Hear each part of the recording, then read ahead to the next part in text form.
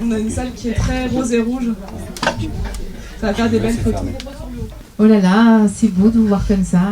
On a rêvé de cette soirée. On l'a vraiment appelée de nos voeux. On l'a imaginée. On s'est dit qu'on est sûr que pour parler d'amour, tous les gens seraient au présent, au rendez-vous. Et puis on s'est même dit qu'on donnerait un petit dress code rouge, rose. Moi j'ai pas trouvé, j'ai mis un truc orange. Juste pour s'amuser un peu, juste pour faire du lien, se dire bonjour, voilà, faire que les gens aillent l'un vers l'autre par ce prétexte. Et donc ce soir est un soir particulier puisque on a invité des autrices que j'aime beaucoup, donc je suis vraiment ravie et je tiens à remercier les deux autrices ici présentes, Maud Ventura, bonsoir Maud. Bonsoir. Et Anaïs Schenke, bonsoir Anaïs Schenke. Et puis, donc, les lectrices complices ici présentes ont lu le bouquin et elles vont aussi poser des questions aux autrices. Donc, Anaïs Schenke, je ne te connaissais pas. Je découvre donc que tu es illustratrice. Tu as beaucoup travaillé sur Instagram aussi. Tu racontes, dessines un peu voilà, ton quotidien sur le compte. Elle se fait larguer le lendemain de ses 30 ans. Et après, il y a 250 pages.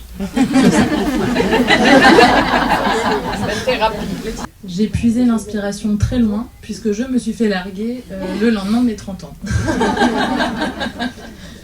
Et je me suis dit, tiens, et si on en faisait un petit bouquin ? Et donc c'est vrai que dans ce festival-là, il y a la place au roman, qu'est-ce que j'aime faire, j'aime écrire des romans, mais on a aussi du coup fait la place au roman graphique, parce qu'on s'est rendu compte que beaucoup de gens lisent grâce au manga, au roman graphique, et du coup j'ai dû faire ce travail-là aussi. Et du coup, ma question c'est, est-ce qu'on peut trop aimer ? Est-ce qu'on peut être trop aimé ?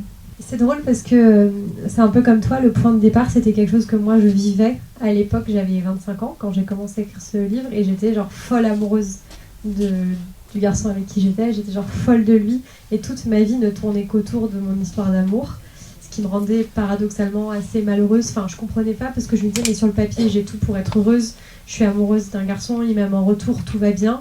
Et en même temps, j'étais très triste tout le temps. Et donc, je comprenais pas. L'héroïne du livre, la narratrice, elle a une quarantaine d'années, elle a 2 enfants, elle a un mari, elle a une situation plutôt aisée, elle est professeure d'anglais et traductrice. Et après 15 ans de mariage, sa seule obsession, parce qu'elle a vraiment un amour inconditionnel, un amour adolescent, obsessionnel même de son mari, tout va bien dans sa vie. Son seul problème, c'est qu'elle aime trop son mari. Durant ces émissions et ces podcasts, vous avez exploré le sentiment amoureux dans sa complexité. Complexité qu'on retrouve dans votre livre « Mon mari ». Fallait pas commencer, m'attirer, me toucher. Une certaine Warda qui dit en substance: je t'interdis de m'aimer après tout ce que j'ai supporté, après tout ce que tu m'as fait subir.